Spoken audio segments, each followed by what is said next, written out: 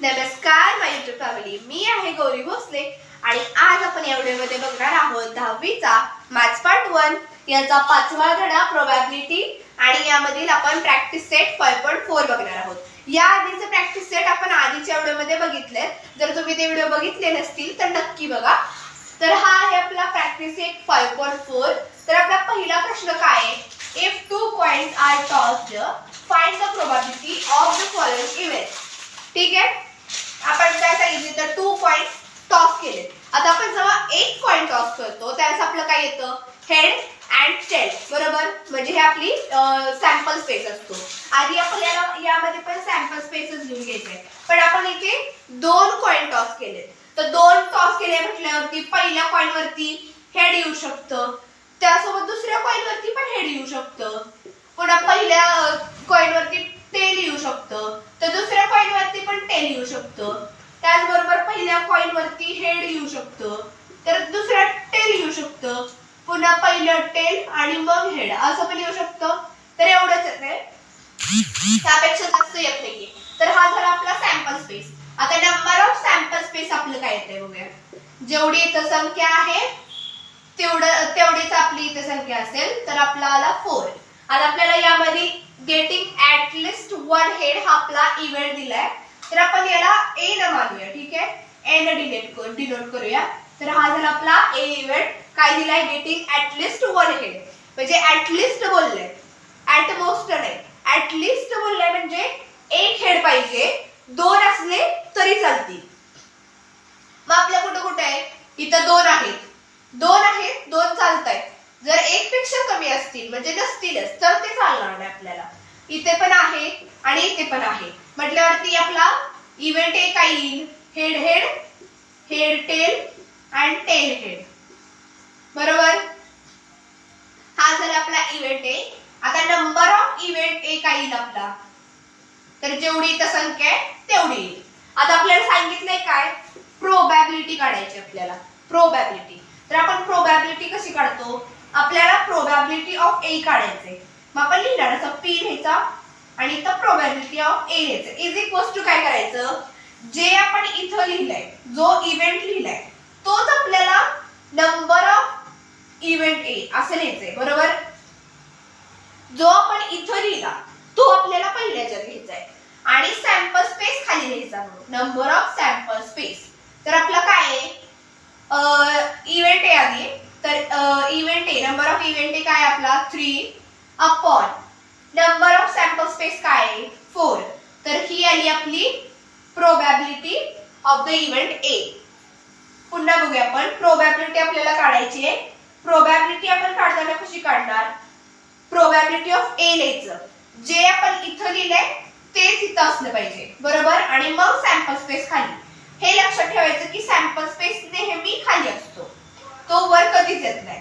मग sample space खाली आला आणि ज्याची आपल्याला प्रोबॅबिलिटी बघायची आहे तो वर असतो। हे दोन्ही असे एक ह्याच्यात असले पाहिजे, बरोबर का। हा न्यूमरेटरला आहे, हा पण न्यूमरेटरलाच आहे, इथं खाली वर असतो, काय नसतं म्हणजे वर असतं। मग हे आलं आपलं प्रोबॅबिलिटी 3/4। तर हा आहे आपला सेकंड, पहिल्याचा सेकंड। आपल्याला काय सांगितलंय, गेटिंग नो हेड। आपण आधी काय बघितलं, गेटिंग ऍटलिस्ट 1 हेड, बरोबर। आता इथं सांगितलंय गेटिंग नो हेड, म्हणजे एक पण हेड आपल्याला नकोय। तर आधी आपण लिहिणार इथं, हा आपण इव्हेंटच समजूया, पण बी समजूया, कारण कशाने तर डिनोट आपल्याला करायला लागणारच आहे। मग आपण बी समजूया। मग आपण लिहिणार इव्हेंट बी आपला काय येतोय बघा, गेटिंग नो हेड बोलले, म्हणजे कुठलं, म्हणजे हेड नकोच आहे आपल्याला। इथं हेड आहे, इथं पण हेड आहे, इथे पण हेड आहे, इथं फक्त आपला हेड नाहीये, इथं आपल्याला टेल आणि टेल दिसतोय। मग आपण हे इव्हेंट बी मध्ये लिहिणार। हा झाला आपला इव्हेंट बी आणि याचा नंबर ऑफ बी म्हणजे नंबर ऑफ इव्हेंट बी आपला काय येतोय 1 येतोय।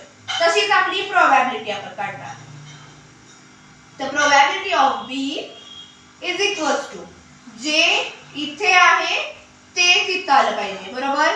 म्हणजे इथे येणार आपला नंबर ऑफ बी आणि सॅम्पल स्पेस जो आपला आहे, नंबर ऑफ सॅम्पल स्पेस, तो नेहमी डिनॉमिनेटरला असतो, तर n ऑफ s। तर आपलं काय येतोय बघा, नंबर ऑफ इव्हेंट बी आपला 1 आहे अपॉन हा 4 आहे, मग आपला हा आला प्रोबॅबिलिटी ऑफ बी. तर हा आपला पहिला प्रश्न झाला. आता आपण बघणार आहोत दुसरा प्रश्न. तर हा आहे आपला दुसरा प्रश्न. तर काय आहे आपला दुसरा प्रश्न? If 2 dice are rolled simultaneously find probability. बरोबर. तर त्यातला पहिला दिलाय तो म्हणजे the sum of the digits on the upper faces is at least 10. आधी आपण सॅम्पल स्पेस याचा काढून घेऊया, मग आपण याला इव्हेंट ए मानायचा आणि मग पुढे काढायचं प्रोबॅबिलिटी. तर ठीक आहे, आपण आधी सॅम्पल स्पेस घेऊया. सॅम्पल स्पेस आपलं काय येईल बघा. तर 2 डाइस आपण रोल केले. जेव्हा आपण एक डाइस रोल करतो तेव्हा काय येतं 1 2 3 अप टू 6 पर्यंत येतं. मग जेव्हा आपण 2 डाइस रोल करणार तेव्हा काय येणार बघा. पहिल्या 1 सोबत दुसरा 1 येऊ शकतो, पुन्हा पहिल्या 1 सोबत 2 येऊ शकतं, पहिल्या 1 सोबत 3 येऊ शकतं. हा प्रश्न आपण प्रॅक्टिस सेट 5.3 मध्ये पण बघितला होता. बरोबर. सॅम्पल स्पेस तोच येणार आपला. इथं असं येऊ शकतं, पुन्हा 1.5 येऊ शकतं, पुन्हा 1.6, पुन्हा आपण आता इथं 2 लिहिणार, 2 सोबत 1 येऊ शकतं. हा आहे आपला सॅम्पल पॉइंट. हे आपले सॅम्पल पॉइंट आहेत आणि हा आपला सॅम्पल स्पेस. हे आपण 2 डाइस रोल केल्यावरती एवढं येते. बरोबर. आता आपण याचा लिहिणार नंबर ऑफ सॅम्पल स्पेस. तर काय येतो आपला नंबर ऑफ सॅम्पल स्पेस? आपण आता हे मोजल्यावरती आपल्याला लक्षात येईल की आपला सॅम्पल स्पेस येतोय 36. बरोबर.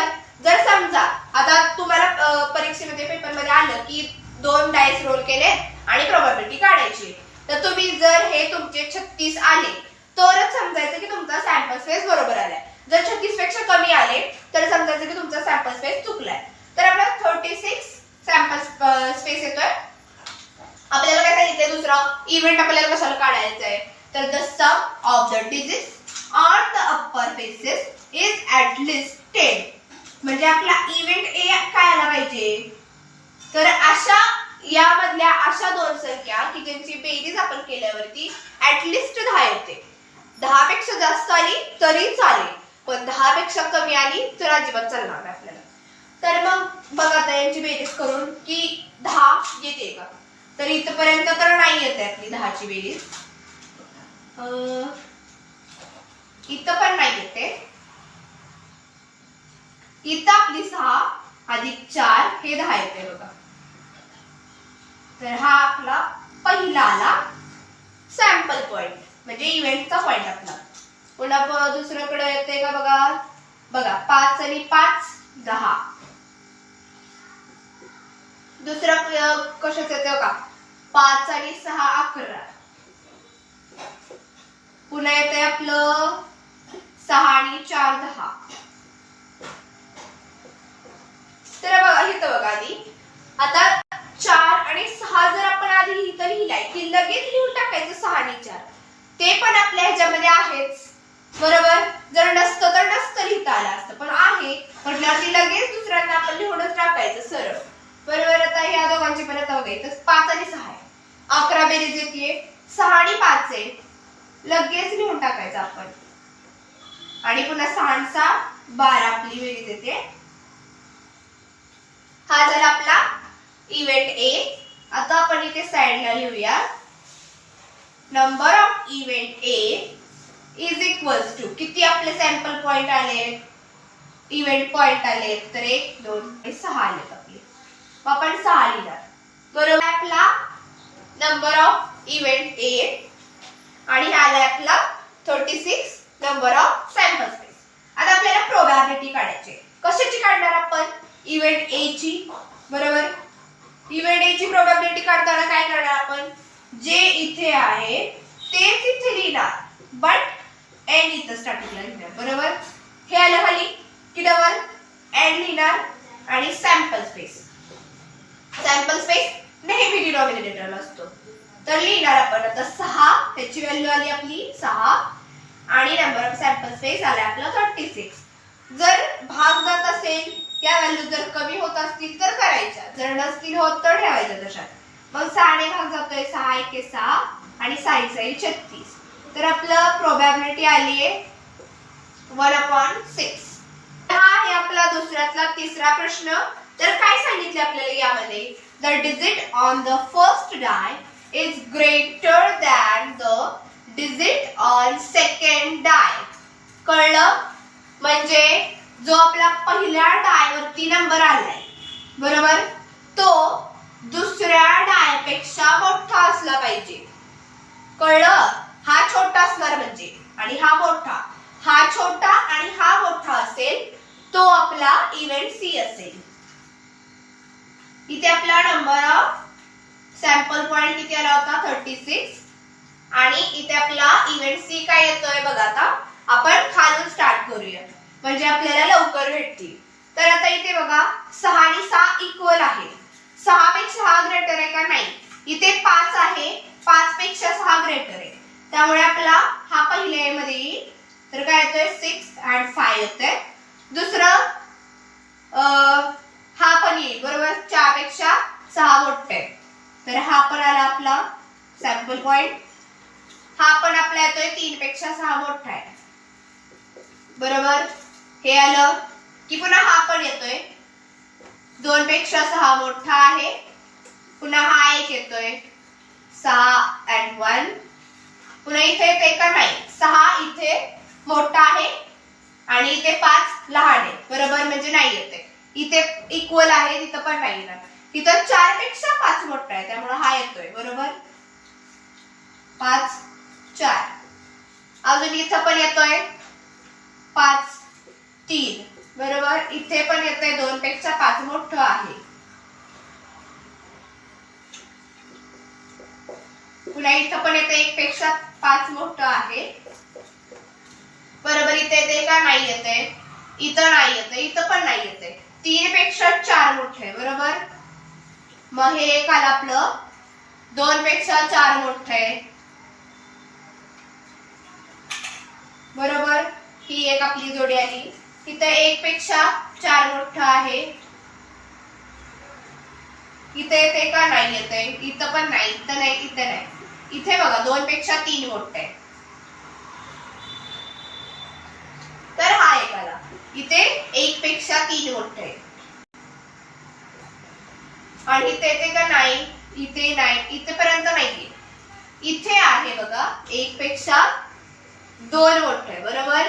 हा आपला कंप्लीट झाला, कारण इथून पुढे तुम्हाला दिसतंय की सगळे 6 आहेत आणि याच्यापेक्षा कमी काहीच नाहीये. तर बघूया आता हे आपले नंबर ऑफ इव्हेंट सी किती आले. Number of event C is equals to, हे आपले मोजल्यावरती आपले किती येत आहेत? 15 येत आहेत बरोबर.